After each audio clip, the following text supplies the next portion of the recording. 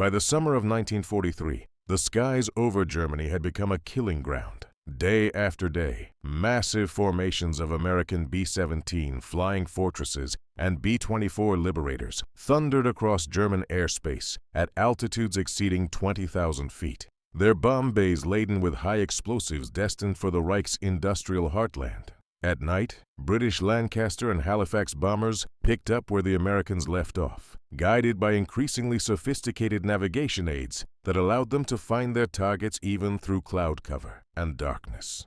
The German homeland was under siege from above, and the traditional defenses were beginning to crack under the strain. Standing between these aerial armadas and their targets were thousands of anti-aircraft guns, known to the Germans as Flugabwehrkanone, or Flak for short. These weapons ranged from light 20mm cannons to massive 128mm behemoths mounted atop enormous concrete flak towers that dominated the skylines of Berlin, Hamburg, and Vienna. The gunners manning these weapons were a diverse lot, increasingly composed of Hitler Youth boys, elderly Luftwaffe reservists, and women, as Germany's manpower crisis deepened with each passing month. They fired millions upon millions of shells into the sky, creating vast curtains of exploding steel that turned the air itself into a hazard. Allied bomber crews feared the Flak more than German fighters, and with good reason. The black bursts of 88mm shells could appear without warning, tearing through aluminum skin, severing control cables, and sending men and machines spiraling earthward in flames. But here's the thing about those millions of shells. They were staggeringly inefficient. According to reports from Germany's own Quartermaster General, it took an average of 16,000 rounds from the standard 88mm Flak 36 to bring down a single American bomber in 1944. 16,000 shells. Each one required propellant, each one needed a fuse, each one demanded precious steel and explosive compounds that Germany's war economy could barely produce in sufficient quantities. The mathematics were brutal and unforgiving. In terms of actual explosive material, those 16,000 shells represented roughly 62 tons of propellant and warhead charges, all expended for the possibility of downing one bomber. This raises a fascinating question that German engineers and military planners were asking themselves even as the Allied bomber streams grew larger. What if there was a better way? What if Germany could harness its advanced rocket technology, the same technology powering the revolutionary V-2 ballistic missile, and create guided surface-to-air missiles that could hunt down Allied bombers with far greater efficiency than conventional flak?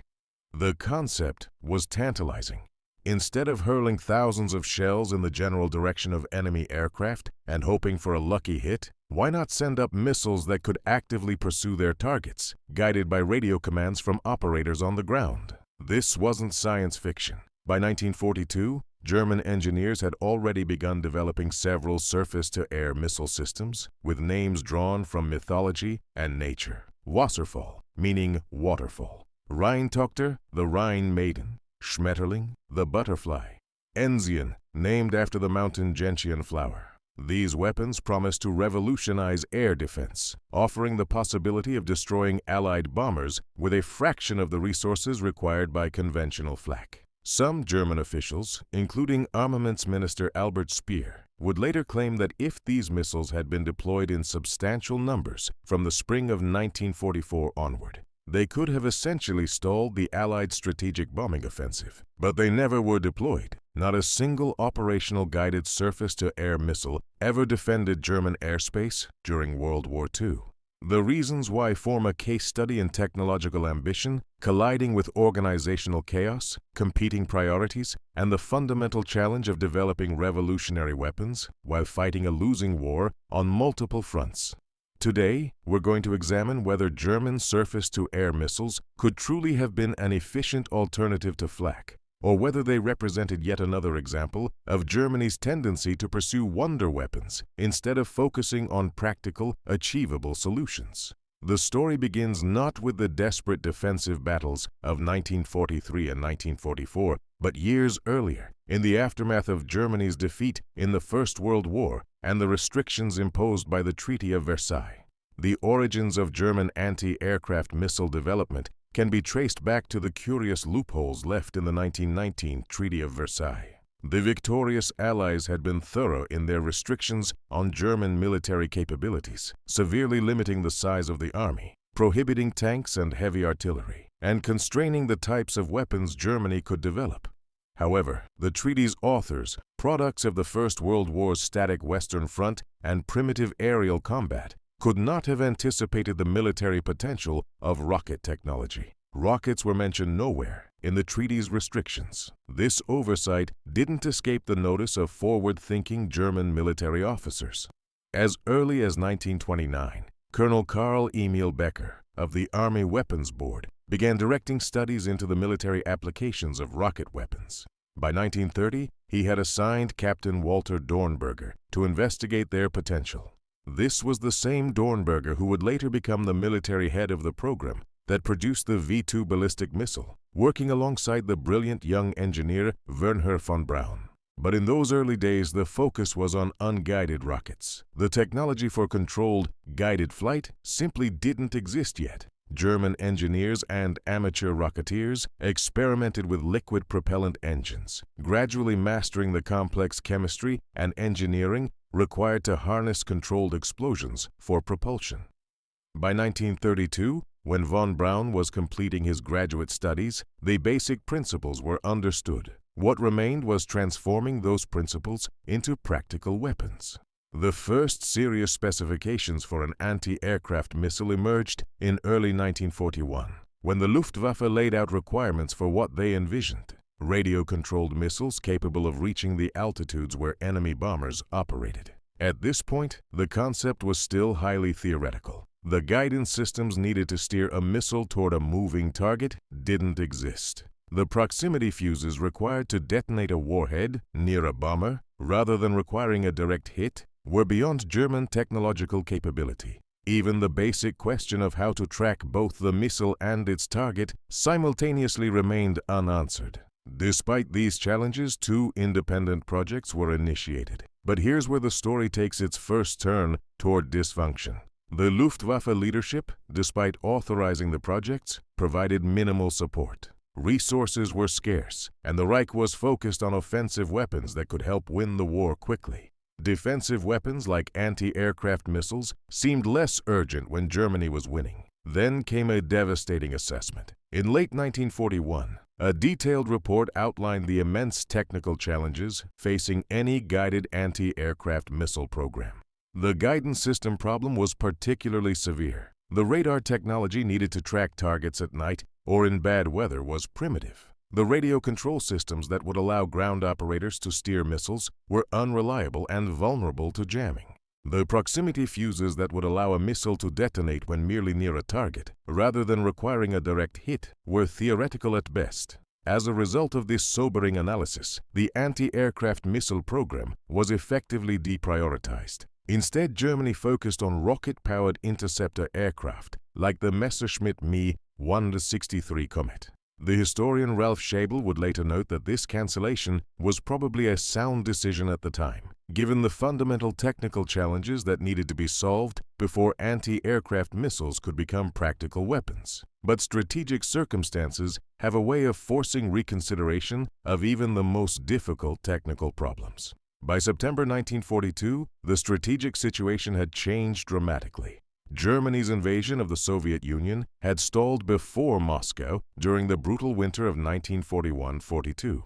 The United States had entered the war. The Allies were beginning to mass bomber forces in England for what would become a sustained strategic bombing campaign, and Hermann Göring, the Reichsmarschall and commander of the Luftwaffe, was growing increasingly concerned about Germany's ability to defend its airspace. On September 18, 1942, General Walter von Axthelm, the inspector of anti-aircraft artillery, issued a comprehensive program for developing new anti-aircraft weapons. Just a week later, on September 25th, Göring personally approved a new Flak program that included guided missiles alongside conventional guns. This represented a major shift in priorities, and it set in motion the development programs that would eventually produce the Wasserfall, Rheintochter, Schmetterling, and Enzian missiles. The approved program was remarkably ambitious, pursuing 4 different types of surface-to-air missiles simultaneously. First were unguided rockets, codenamed Typhoon, essentially barrages of simple rockets fired into bomber formations.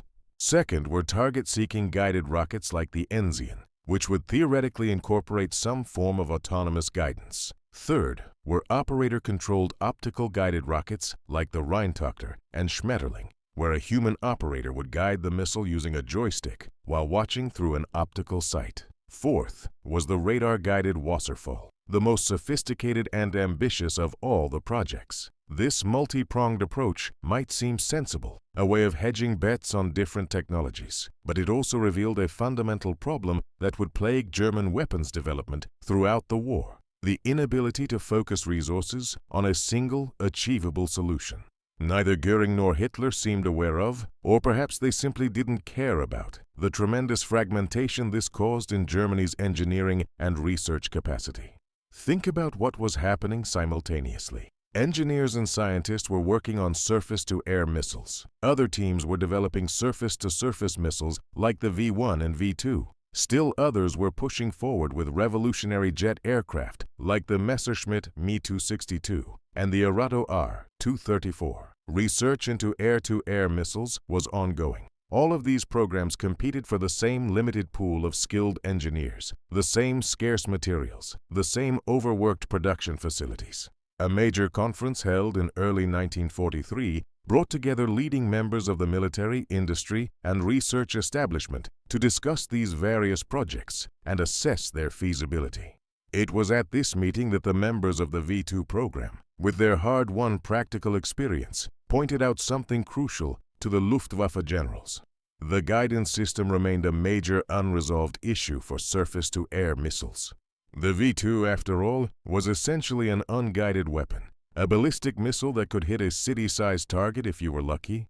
Steering a missile to intercept a single bomber flying erratically at high altitude was exponentially more difficult. Yet, despite these warnings, all 4 missile programs moved forward. The technical challenges would have to be solved while development continued. There simply wasn't time for the methodical, step-by-step approach that such revolutionary technology normally required. Among all the German anti-aircraft missiles under development, the Wasserfall stands out as the most technologically advanced and ambitious. If you had walked into a missile assembly facility in 1944 and seen a Wasserfall standing on its transport trailer, your first thought might have been that someone had shrunk a V-2 ballistic missile, and you wouldn't have been far wrong. The Wasserfall was essentially a scaled-down V-2, sharing the same general aerodynamic layout with its famous cousin. Standing 7.8 meters tall, about 25.5 feet, with a diameter of 86 centimeters and a wingspan of 2.34 meters across its 4 swept fins, the Wasserfall was indeed about 1/4 the size of the V-2. But this reduction in size was entirely intentional and appropriate for its mission. After all, this missile didn't need to reach the edge of space or travel hundreds of kilometers to strike London. It only needed to climb to the 20 or 30,000 foot altitude where Allied bombers operated, a much more modest requirement. The missile's propulsion system was one of its most innovative features. Unlike the V-2, which used liquid oxygen and alcohol as propellants, the Wasserfall employed a hypergolic fuel combination, Visol, which was vinyl isobutyl ether, and SV-Stoff, commonly known as red fuming nitric acid. The term hypergolic means these chemicals ignited spontaneously upon contact, eliminating the need for a complex ignition system. More importantly, these propellants could be stored in the missile for up to a month, allowing Wasserfall batteries to remain at high readiness without the laborious fueling process required for the V-2. The engine, designed by Dr. Walter Thiel before his death in the Allied bombing raid on Peenemünde in August 1943, produced approximately 8,000 kilograms of thrust. The propellants were forced into the combustion chamber by pressurizing the fuel tanks with nitrogen gas, a simpler and more reliable system than the steam turbopumps used in the V-2. This engine could burn for about 45 seconds, more than sufficient to reach the operational altitudes of Allied bombers. In those 45 seconds, a Wasserfall could accelerate to truly impressive speeds. Test flights demonstrated velocities of up to 770 meters per second, which translates to roughly Mach 2.3 or about 2,700 kilometers per hour. This made the Wasserfall one of the only supersonic anti-aircraft missiles in development anywhere in the world during World War II. Such speed was essential, as it meant the missile could catch even the fastest bombers and had enough energy for aggressive maneuvering during the terminal interception phase. The warhead evolved as development progressed. Initial designs called for 100 kilograms of high explosives, but as engineers grappled with the accuracy limitations of the guidance systems, they realized a larger blast radius would be necessary. The final design featured a massive 306-kilogram warhead, over 670 pounds of explosives. The concept was to create a devastating blast wave within the tight formations that Allied bombers flew, potentially bringing down multiple aircraft with a single missile. For daytime operations, the ground operator would detonate this warhead by remote command when the missile appeared closest to the target. Steering during launch was accomplished using the same system as the V2, 4 graphite vanes placed in the rocket's exhaust stream. These could deflect the thrust vector, turning the missile as it climbed vertically from its launch table. Once the missile had gained sufficient speed, control transitioned to 4 air rudders mounted on the tail fins, operated by electric servo motors. This combination allowed the Wasserfall to make the aggressive maneuvers necessary to intercept targets. Testing began in earnest in early 1944. The first test on January 8th ended in failure when the engine malfunctioned, lifting the missile to only 7 kilometers at subsonic speed before falling back to Earth. But by February, successful launches were being conducted. On one memorable test, a Wasserfall reached its design speed of 770 meters per second in vertical flight, a supersonic achievement that validated the basic design. By the time Peenemünde was evacuated in February 1945, 35 Wasserfall test firings had been completed, providing valuable data on the missile's flight characteristics. But here's the critical point. For all these successful test flights, not a single Wasserfall ever shot at an actual bomber. The guidance systems that would make it an effective weapon remained incomplete when the war ended. While the Wasserfall represented the cutting edge of German missile technology, it wasn't the only surface-to-air missile under development. 3 other significant programs progressed in parallel, each taking a different technical approach to the same problem of shooting down high-altitude bombers. The Rheintochter, or Rhine Maiden, took its name from the mythological figures in Richard Wagner's Ring Cycle. This missile represented a more conservative approach than the Wasserfall, using solid rocket propellants instead of liquid fuels. Standing 6.3 meters tall, about 20 feet 8 inches, the Rheintochter was a 2-stage design. The first stage was a large solid rocket booster that provided the initial thrust to get the missile airborne and accelerating. Once this booster burned out and separated, the smaller second stage, which contained the guidance systems and warhead, continued to the target. Development of the Rheintochter began in November 1942, when the German Army, the Heer, rather than the Luftwaffe, placed the order with Rheinmetall Borsig. The missile could carry warheads ranging from 25 to 250 kilograms, depending on the variant.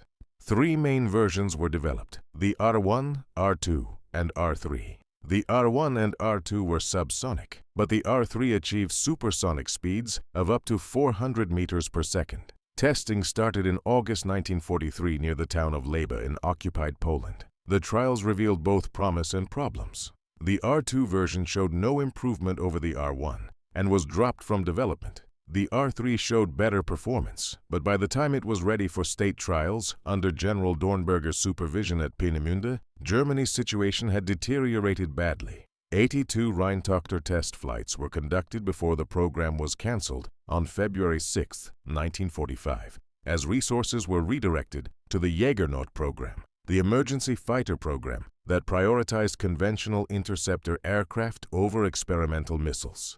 The Schmetterling, or Butterfly, took perhaps the most unconventional approach.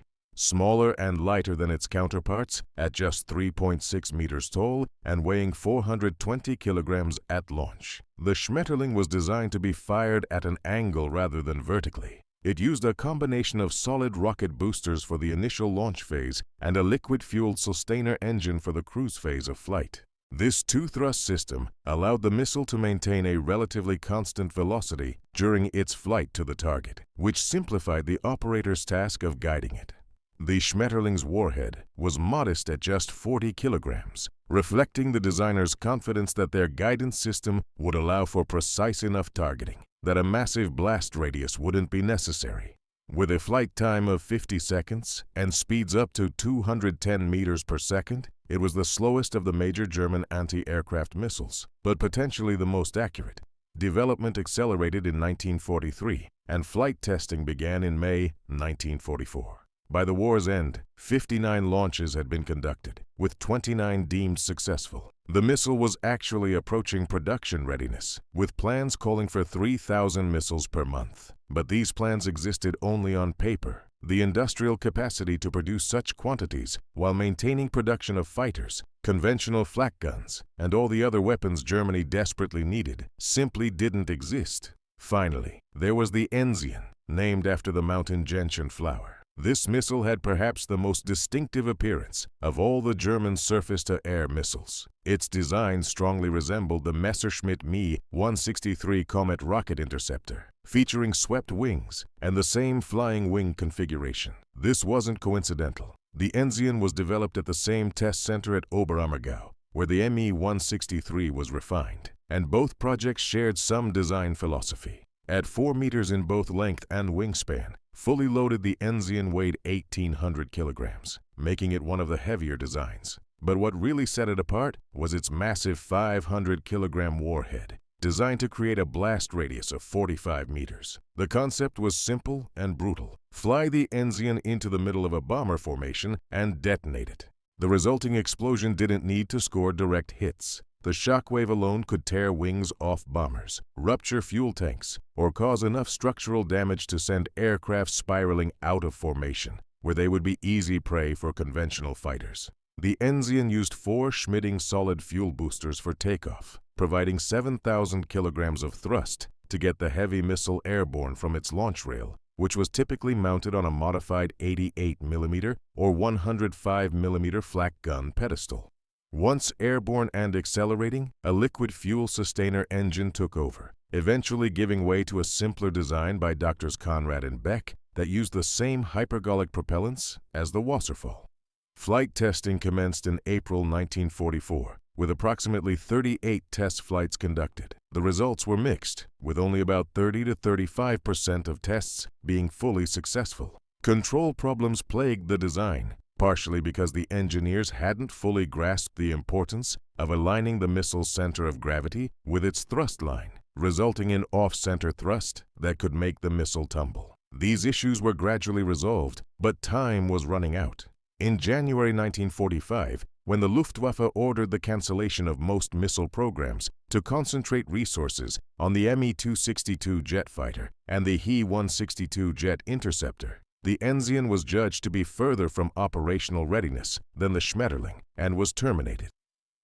Some Messerschmitt engineers continued low-level work on the project, hoping for renewed funding that never came. All of these missiles showed promise. All of them demonstrated that the basic concept of a guided surface-to-air missile was technically feasible, but all of them faced a common set of challenges that proved insurmountable within the time frame available to Germany. If you had gathered the engineers working on these 4 missile programs in 1943 and asked them to list the technical challenges standing between their designs and operational deployment, you would have received a sobering catalog of unsolved problems. Some were difficult. Some were merely complex, but some seemed nearly impossible given the state of technology in the mid-1940s. The first and most critical challenge was guidance. A surface-to-air missile isn't a static target sitting on a test range. It's a rapidly maneuvering object trying to intercept another rapidly maneuvering object, both moving in 3 dimensions at speeds that make human reaction time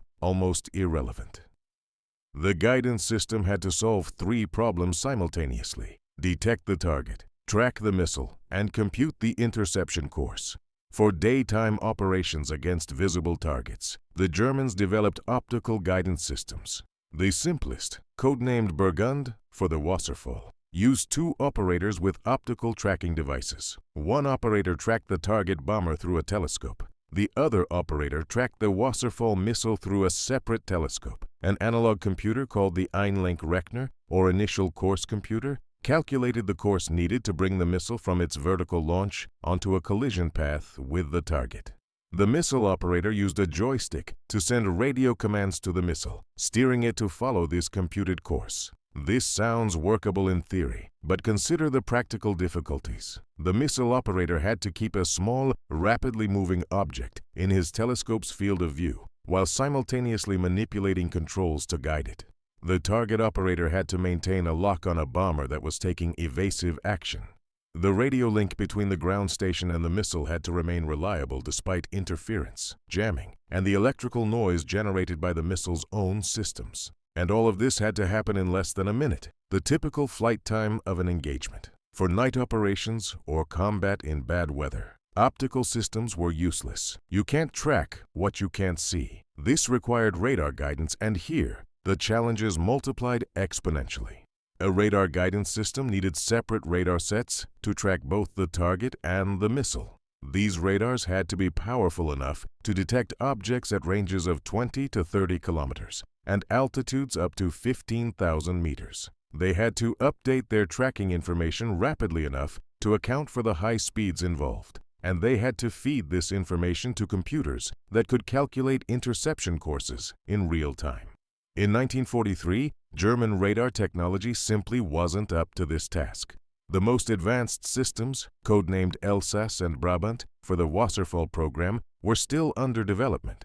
Experts estimated that proper trial versions wouldn't be ready until 1945 at the earliest. Even if the hardware could be produced, integrating it with the complete missile system was another challenge entirely. As the saying goes, an engine alone doesn't make a working car. The second major technical challenge was the proximity fuse. Even with perfect guidance, getting a missile to score a direct hit on a bomber was extraordinarily difficult. The target was maneuvering. The missile was maneuvering. Both were subject to winds and atmospheric conditions. Expecting consistent direct hits was unrealistic. What was needed was a fuse that could detect when the missile passed near the target and detonate the warhead at the optimal moment. The Allies had solved this problem with the VT fuse, a miniaturized radio proximity fuse that revolutionized anti-aircraft warfare and made American flak devastatingly effective by 1944. But Germany never successfully developed a working proximity fuse for anti-aircraft use.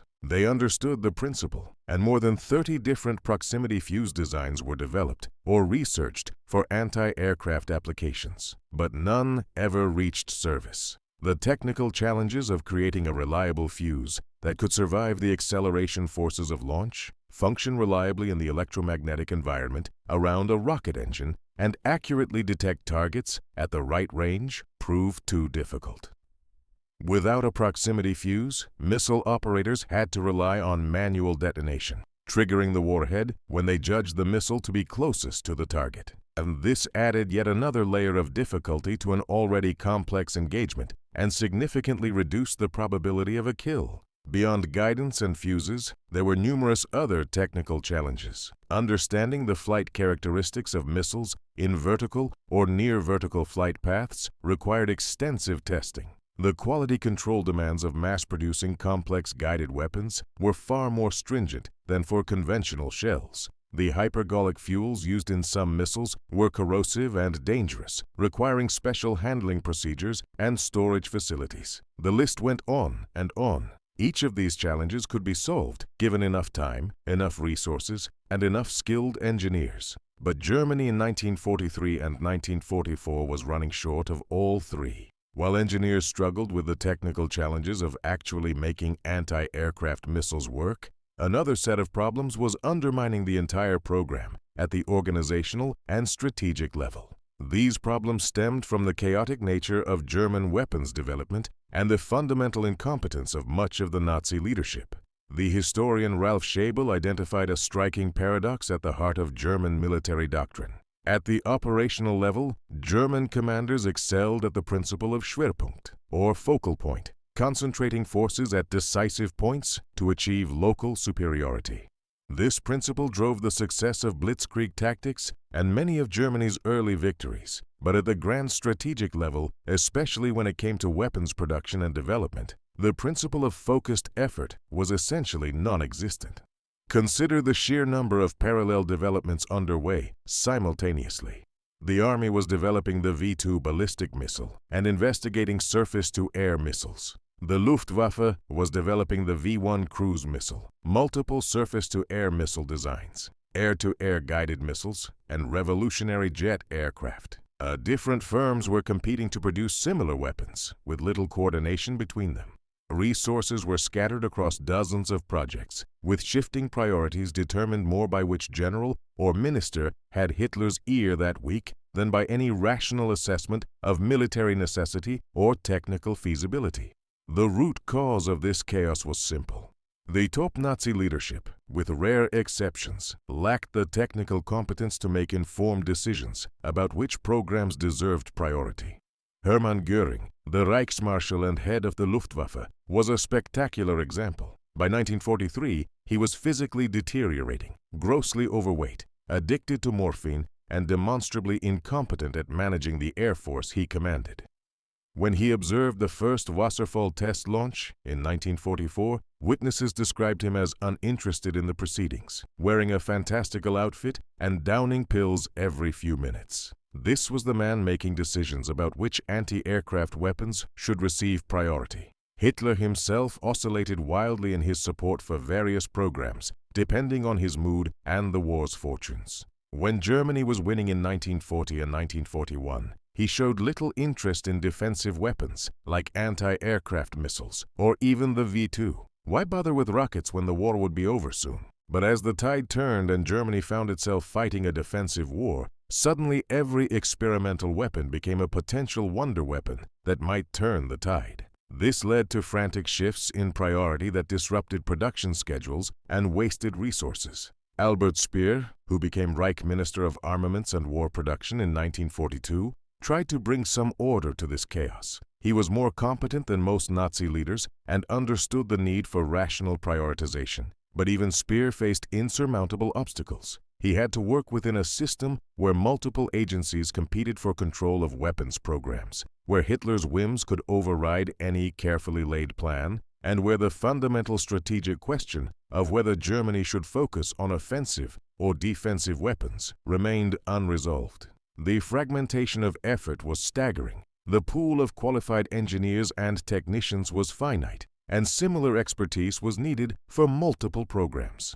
The V-1, V-2, Me-262, R-234 jet bomber, and the 4 anti-aircraft missile programs all required specialists in aerodynamics, propulsion, guidance systems, and radio control. These specialists were spread thin across competing projects. The situation reached an absurd level when the question arose of whether to prioritize surface-to-air missiles or air-to-air missiles fired from aircraft. Both had potential. Both needed development. The logical solution would have been to focus on one approach until it was working, then pursue the other. Instead, the Luftwaffe leadership pursued both simultaneously, ensuring that only 50% of the available personnel capacity could be devoted to either project. Schabel's analysis concluded that this reluctance to focus on one, or at least fewer projects, stemmed from the lack of technical competence among the leadership. Speer and Göring, lacking deep technical knowledge, couldn't evaluate competing claims from different consultants and contractors, each of whom naturally insisted their project was the best and most promising. So rather than make hard choices, they tried to support everything, achieving little of anything. This organizational dysfunction helps explain why, despite Germany's undeniable technical prowess and engineering excellence, so many promising weapons programs failed to reach operational status before the war ended. Now let's turn to a crucial question. Setting aside for a moment all the development and organizational problems, could anti-aircraft missiles theoretically have been more efficient than conventional flak if they had worked as advertised? The raw numbers are striking.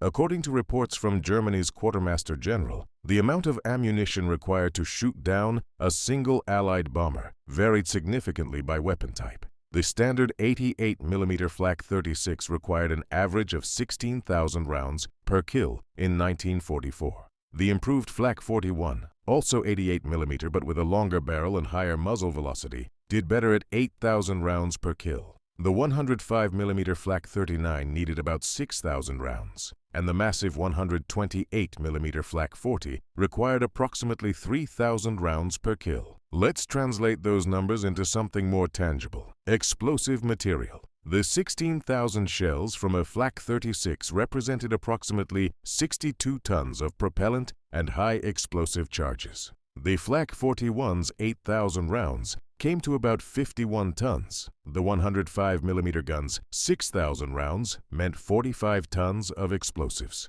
Even the efficient 128mm gun still required the equivalent of about 36 tons of explosive materials per aircraft destroyed. Now compare that to a Wasserfall missile. One missile required approximately 2.1 tons of propellants and high explosives combined. If even one out of every 20 Wasserfall missiles hit its target, the system would be more efficient than the 105mm Flak 39 in terms of explosive materials consumed. If 1 in 10 missiles scored a kill, it would far surpass even the massive 128mm gun in efficiency. But here's where we need to add crucial context. These calculations assume that missiles would actually achieve those hit rates, which was far from certain given the unresolved guidance and proximity fuse issues. They also ignore a critical factor: the broader resource requirements of missile systems versus conventional flak. A flak gun, once manufactured and deployed, required relatively simple ammunition.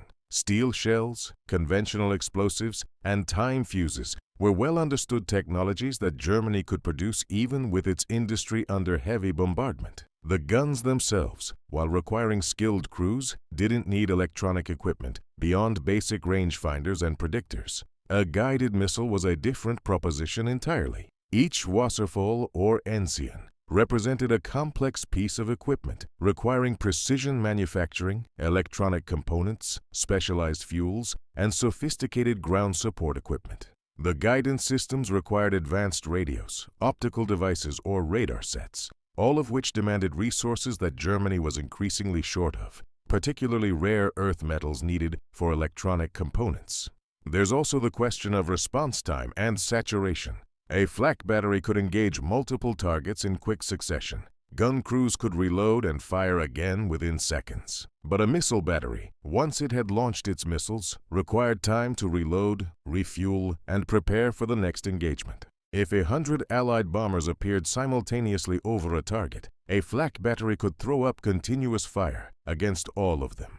A missile battery could only engage a fraction of that number before exhausting its ready missiles. Still, the efficiency argument had merit in one specific scenario. If Germany had managed to solve the technical problems and field a working missile system by early 1944, and if those missiles achieved hit rates of even 5 to 10%, they would have represented a far more efficient use of explosive materials than conventional flak. In a war economy as strained as Germany's by 1944, that efficiency could have made a significant difference, potentially allowing Germany to maintain anti-aircraft coverage with fewer resources. But that's a lot of ifs, and we haven't yet considered what it would have taken to actually deploy these missiles operationally. Even assuming the technical problems could be solved, deploying anti-aircraft missiles on a scale that would meaningfully impact the air war would have required a staggering investment in infrastructure and personnel. Plans developed in the summer of 1943 estimated what would be needed to adequately defend Germany using the Wasserfall or Enzian missiles along with the Schmetterling. The numbers were daunting. To provide reasonable coverage of German cities, industrial areas, and strategic targets. The plan called for 870 batteries armed with Wasserfall or Enzian missiles and 1,300 batteries equipped with Schmetterling missiles. That's over 2,000 missile batteries in total. Each battery would require trained personnel to operate the missiles, the guidance systems, the radar or optical tracking equipment, and to handle the logistics of moving and storing missiles and propellants. The total manpower requirement was estimated at 100,000 men, and these couldn't be just anyone. Operating guided missiles required technical skills far beyond what was needed for conventional flak guns. You needed men who could maintain delicate radio equipment, handle dangerous hypergolic propellants, troubleshoot guidance system malfunctions, and perform complex tracking and interception calculations. Where would these 100,000 technically trained men come from in 1943 Germany? By this point in the war, the Reich was already scraping the bottom of the manpower barrel.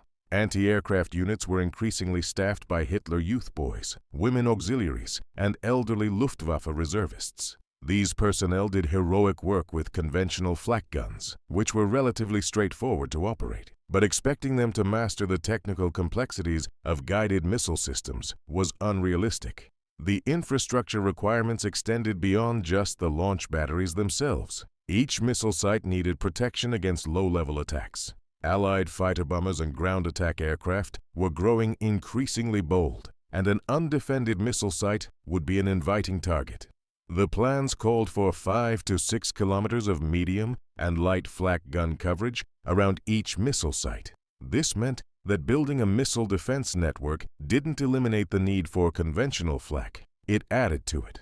Additionally, each site required extensive supporting infrastructure. Storage bunkers had to be built for the missiles and propellants. Command bunkers needed to be constructed to house the guidance systems and protect operators from bomb fragments and strafing.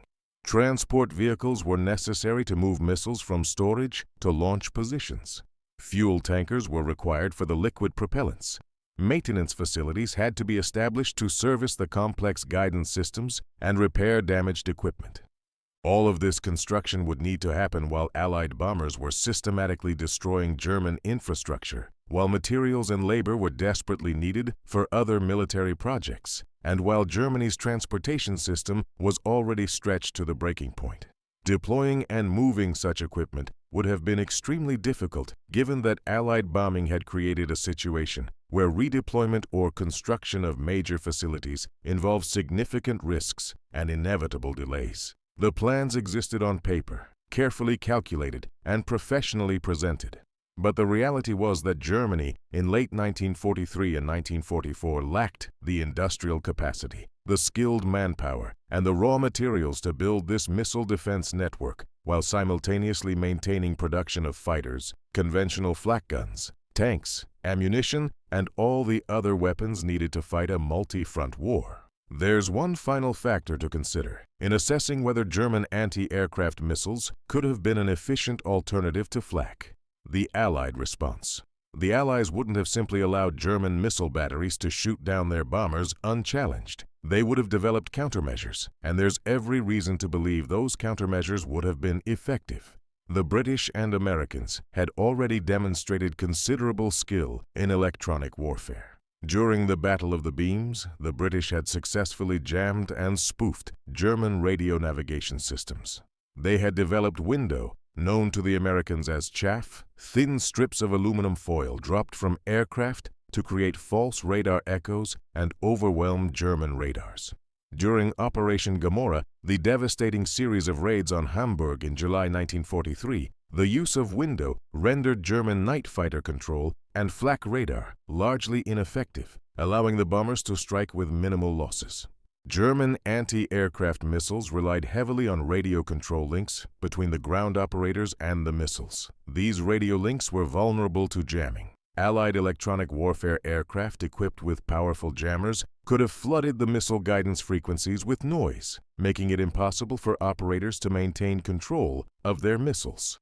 The technology to do this existed and had already been deployed against other German radio-guided weapons. Chaff would have been particularly effective against radar-guided missiles. The radar systems needed to track both targets, and missiles could be overwhelmed by clouds of chaff, creating thousands of false returns. German engineers had struggled to develop radar systems that could discriminate between actual aircraft and chaff, and this problem would have been even more severe for the smaller, lighter missiles that needed to be tracked precisely for successful intercepts. The Allies also had the option of direct attacks on missile sites. While the plans called for flak gun protection around each site, these defenses would be oriented primarily upward to protect against medium and high-altitude bombers. low-flying fighter bombers attacking in strength could potentially overwhelm these defenses. A squadron of P-47 Thunderbolts or Hawker Typhoons, armed with rockets and bombs, could wreak havoc on the exposed launch equipment, fuel tanks, and guidance radars that missile sites required. Perhaps the most effective Allied countermeasure would have been the simplest: avoidance. By 1944, the Allies had air bases spread across England, North Africa, Italy, and eventually France. This gave them tremendous flexibility in planning attack routes. If a particular route into Germany was heavily defended by missiles, they could simply fly a different route. Missile batteries were not easily moved. Deploying them required significant infrastructure and preparation time. The Allies could identify where these installations were located through aerial reconnaissance and intelligence gathering, then plan their raids to avoid or minimize exposure to them. There's also the question of timing. If German missiles had somehow become operational in mid-1944, they would have arrived at precisely the moment when Allied air superiority was becoming overwhelming. By the summer of 1944, long-range escort fighters like the P-51 Mustang were available in large numbers, giving the bombers protection all the way to their targets and back. These fighters would have been tasked with attacking missile sites, suppressing their radars, and shooting down any missiles that managed to get airborne. The window of opportunity when missiles might have made a decisive difference was narrow and closing rapidly. All of this suggests that even if Germany had managed to deploy working anti-aircraft missiles in operationally significant numbers, their impact would have been limited and possibly short-lived. The Allies had both the technical capability and the tactical flexibility to develop effective countermeasures. So we return to our original question. Were German anti-aircraft missiles an efficient alternative to Flak? The answer is complex and depends heavily on how we define efficiency and which time period we're examining. From a purely theoretical standpoint, if we imagine a world where the technical problems had been solved and the missiles worked as intended, then yes, guided surface-to-air missiles could have been significantly more efficient than conventional Flak in terms of explosive material expended per aircraft destroyed. The numbers support this conclusion. 2 tons of propellant and explosives in a guided missile with even a modest hit rate would outperform 60 tons of shells from an 88mm Flak gun. But that theoretical efficiency evaporates when we consider the broader context. The research and development effort required to solve the technical challenges competed with other urgent priorities. The production resources needed to build missiles in meaningful numbers didn't exist. The skilled manpower required to operate them couldn't be spared. The infrastructure needed to deploy them would have been vulnerable to attack and difficult to build while under bombardment. And even if all these obstacles had been overcome, Allied countermeasures would likely have reduced the missiles' effectiveness significantly. There's also a fundamental question of strategic opportunity cost. Every engineer working on the Wasserfall wasn't working on the Me-262 jet fighter. Every ton of aluminum allocated to missile production wasn't available for building conventional fighters or Flak guns. Every skilled technician trained to operate missile guidance systems wasn't available to maintain aircraft or operate radar installations. Germany's resources were finite and shrinking. Betting heavily on experimental weapons that might not work instead of proven systems that definitely did was a gamble Germany could ill afford. The historical verdict, delivered by the outcome of the war, suggests that Germany would have been better served by focusing on defensive measures that could be implemented quickly with proven technology.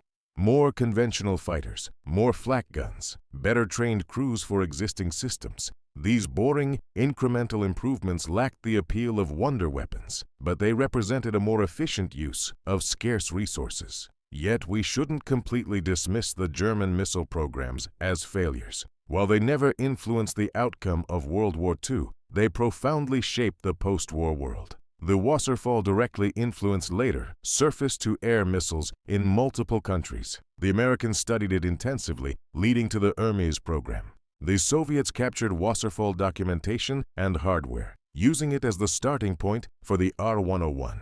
And eventually the R-11, better known in the West as the Scud missile.